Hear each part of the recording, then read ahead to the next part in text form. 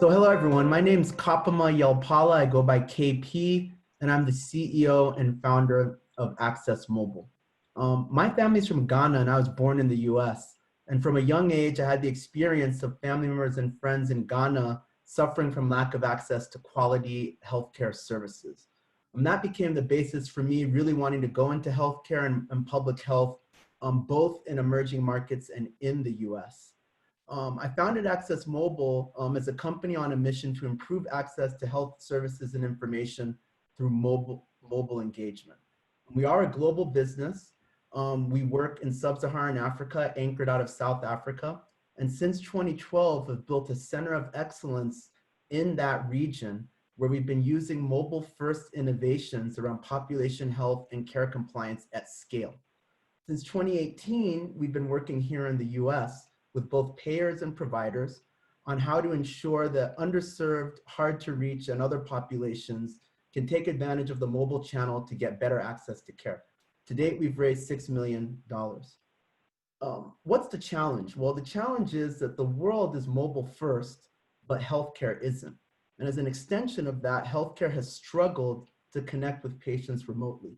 This issue has been heightened with COVID-19, as we can see in a lot of the momentum around telehealth and broader innovations that help people connect in a remote context. This also has a deep, meaningful impact when we think about underserved populations and disparities. Let's look at the US. 96% of Americans own a cell phone. 81% of adults own smartphones. And when we look at access to a desktop or a laptop computer, while 82% of white respondents in a national survey had access to one, approximately half of Black and Latinx populations had access to those devices. Yet everybody has a phone. Why is this important? When we think about COVID-19 and how it's shown the impact of systemic racism and health inequity in the COVID disparities, what this means is that if we don't understand and focus on how to bridge this gap, all the innovations we're seeing around telehealth and other things will leave people behind. We have the team to achieve this moonshot. I was one of the early employees of President Clinton's foundation in the early 2000s, working on access to HIV treatment globally. My other executive team have experience working across both multinationals, healthcare in a clinical context, and medical associations. Our model involves a blended approach of technology, data, and communication to support precision and cultural awareness in how we engage patients and populations. From a technology perspective, we have HIPAA and TCPA-compliant cloud-based software that allows us to do things such as automated mobile messaging for care compliance and population health, chatbot-driven interactive communication, and ultimately using the mobile channel to also be a source of feeding data into healthcare systems. Our model is proven both here in the US and overseas. And with Adventist Health, we work with about 50,000 managed care lives around population health, care compliance, and other high-risk patient populations.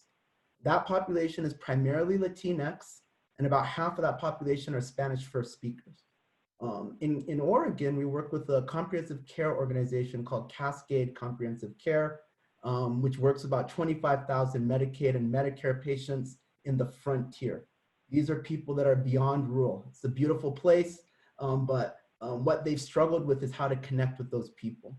We've been able to show in that situation that we could drive a 30% increase in wellness visits through highly targeted mobile engagement. In South Africa, we're working at scale on HIV care compliance, reaching 200,000 people with messaging, and we've been able to show that we can reduce no-shows for HIV patients to get their drugs and treatment by 40%.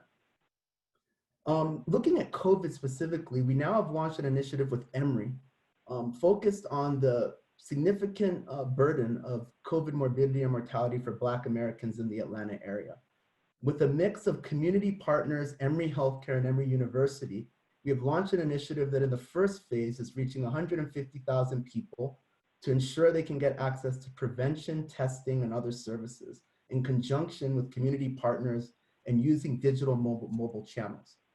Our COVID response has also led to a significant boost in supporting groups in driving telehealth adoption for underserved populations, using the mobile channel to link people to social determinants of health services, and ultimately get people the care they need. The business model we deploy involves a mix of both licensing on the software side and professional services based on our expertise doing this work in over 10 countries globally to curate strategies that actually support individuals with what they need. We're really excited to be here today. We think that this issue is specifically very important with COVID, and specifically when it comes to health disparities. We're looking for both partners and customers on the provider side and plan side. We are also going to be raising an equity round to support this growth early next year. Thank you. Awesome. Thank you, KP. Great job. I love hearing those specific case studies, really some good data to share from them. Wambui Wamburu, can you come off mute and ask your question, please? Hey, KP. My question specifically, you said that you are in sub-Saharan Africa, and I was wondering whether, are you in Kenya at all? Yes, so we have had a history working in Kenya, and we actually have an office there. So we've, in the history of the business, worked a lot with the private health sector, including Nairobi Hospital and some of the largest health systems there. And then we also work in Southern Africa in 5 different countries. So we do have a scaled model on the continent. Oh, okay, I should check that up. I didn't know you were here. Great.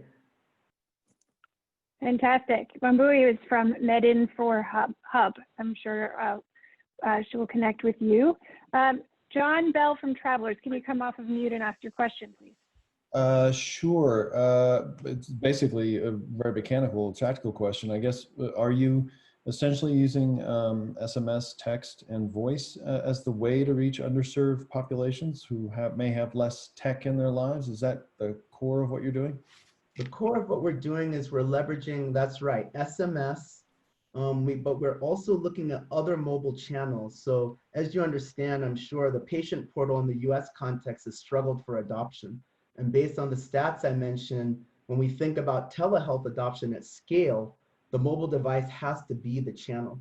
So we find that the channel that gets the most responsiveness is SMS, but you have to navigate the compliance issues with regards to TCPA and HIPAA. But SMS can be the vehicle to drive people into other channels. In the African context, we use things like USSD, WhatsApp. We're also looking at Google RCS, which is basically like the equivalent of iMessage. So really it's about reaching people wherever they are on the channel. Thank you. Awesome. Time for one more. Esther, can you come off mute and ask your questions, please? Sure, thank you. This is great. I'm curious just how the business is divided between Africa and the US, how many staff members you have overall, you know, where's your center of gravity? Because both great businesses. Exactly, great question, thank you for that. So the company started in sub-Saharan Africa, and so that's where we now have an operation of about 8 or 9 people full-time between Durban and Kenya. And we've actually reached a point where that business has matured. So it runs on its own. We have a managing director and staff. So as we go into the next phase and we launch the US in 2018, the real center of growth is the US market. And that's the driver. But the African market is, because it's mobile first, it's where we get a lot of interesting cross synergy that allows us to innovate those channels across populations. But US is the rocket ship right now.